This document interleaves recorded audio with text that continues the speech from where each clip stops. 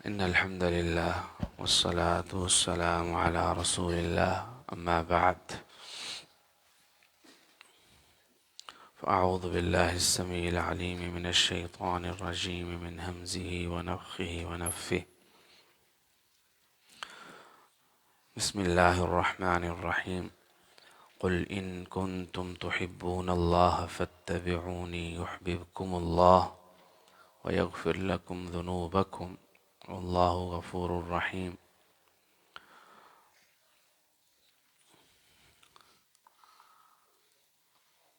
اللہ کے رسول صلی اللہ علیہ وآلہ وسلم کی اتباع کرنے میں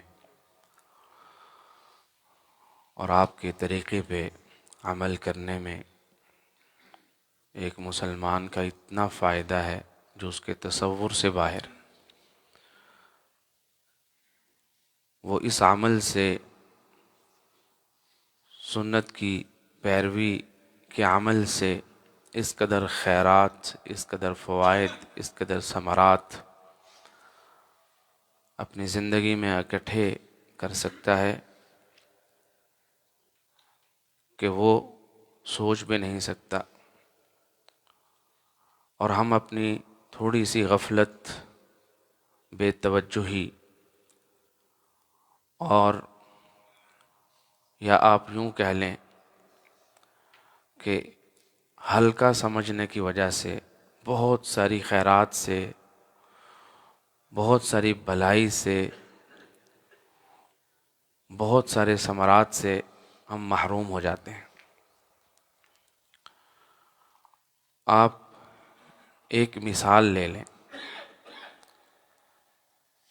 فرض نماز کے بعد محمد کریم صلی اللہ علیہ وسلم کا طریقہ، آپ کی سنت یہ ہے کہ اسی جگہ پہ بیٹھا جائے اور اللہ تعالیٰ کا ذکر کیا جائے۔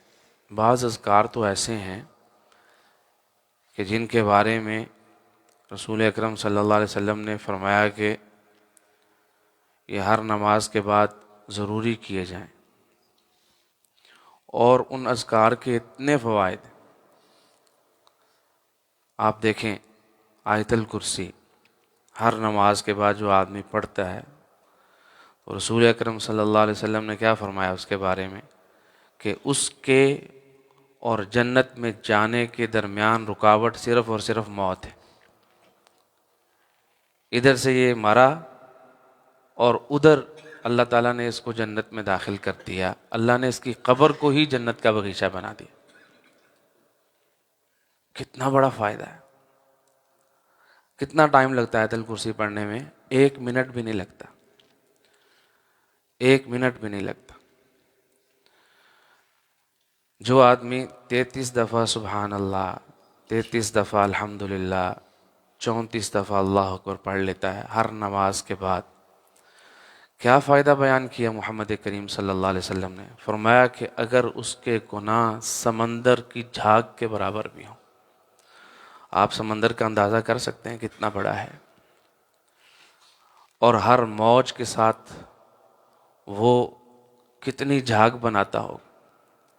فرمایا اگر سمندر کی جھاگ کے برابر بھی اس شخص کے گناہ ہیں تو اللہ رب العالمین اس وظیفے کی برکت سے اس کے وہ گناہ معاف کر دیتے۔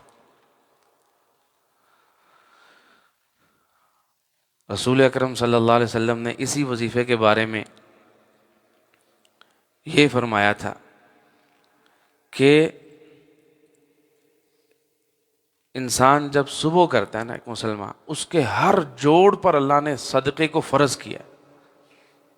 بتایا جاتا ہے کہ 307 جوڑ ہیں انسان کے،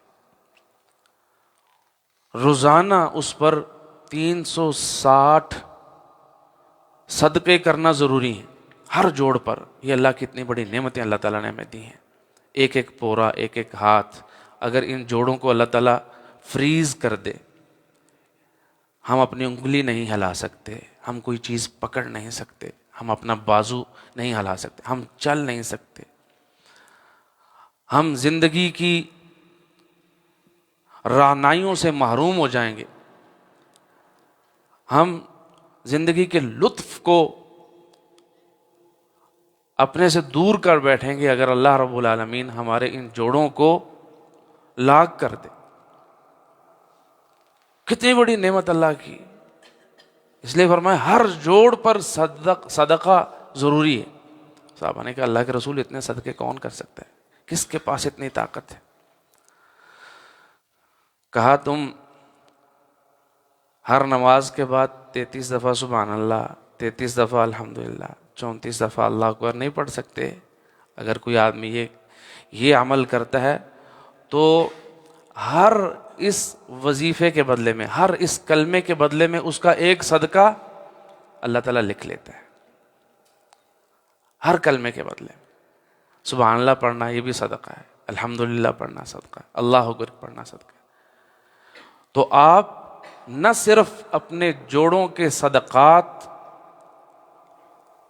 ان کو ادا کر لیں گے اس وظیفے سے، بلکہ مزید بھی اپنے نامہ اعمال میں ڈھیروں خیرات لکھ لیں، اپنے گناہوں کو معاف کروا دیں۔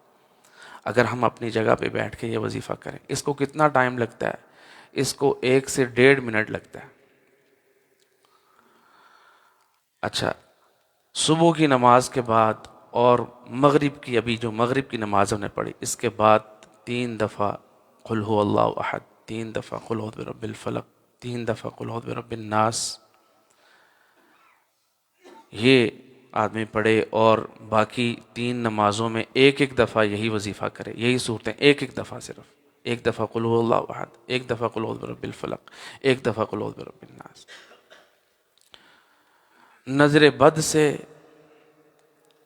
اور جنات کے سایوں سے اور جادوگروں کی جادوگری سے، ساحروں کی سحر زنی سے، سحر زنی سے انسان ہمیشہ کے لیے اپنے آپ کو محفوظ کر لے گا۔ یہ وظیفہ اللہ نے اتارا ہی جادو کو توڑنے کے لیے، اتارا ہی جادو کو توڑنے کے لیے۔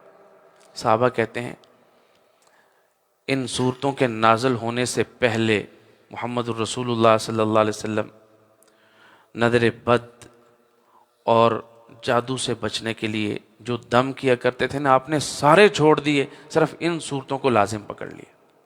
ان صورتوں کے نازل ہونے کے بعد یہ اتنی عظیم صورتیں، اتنا بڑا یہ دم ہے، اتنا بڑا دم ہے۔ رات کو سوتے ہوئے رسول اکرم صلی اللہ علیہ وسلم ان صورتوں کو پڑھ کے اپنے آپ کو پھونکتے تھے، پورے جسم پہ پھونکتے تھے۔ کتنی خیرات ہیں، آپ تصور کریں اگر ہم سنت پر عمل کریں تو ہمیں کتنے فائدے ملیں گے۔ ہم اپنی جھولیوں کو بھر کے اس مسجد سے اٹھ کے لے کے جائیں گے، اپنی جھولیوں کو بھر کے خیرات کے ساتھ، نیکیوں کے ساتھ، فوائد اور ثمرات کے ساتھ، حفاظت کے ساتھ، اپنی سیفٹی کر کے مسجد سے نکلیں گے اگر ہم سنت پر عمل کریں۔ اور پھر سنت پر عمل کرنے سے اللہ تعالیٰ نے ایک اور بڑا فائدہ قرآن پاک میں ذکر کیا ہے، جو میں نے آیت آپ کے سامنے تلاوت کی ہے، ان کنتم تحبون اللہ فاتبعونی یحببکم اللہ۔ اگر تم اللہ سے محبت کرتے ہو نا تو تمہیں اللہ کو یہ دکھانا ہوگا کہ ہم محمد رسول اللہ صلی اللہ علیہ وسلم کے پیروکار ہیں۔ فاتبعونی، میری پیروی کرو، یحببکم اللہ، اللہ تم سے محبت کرے گا، اللہ تم سے محبت کرے گا، اللہ کی محبت حاصل ہوگی، وَيَغْفِرْ لَكُمْ ذُنُوبَكُمْ، اور اللہ تمہارے سارے گناہ معاف کر دے گا۔ کتنے بڑے فائدے ہیں سنت پر عمل کرنے کے۔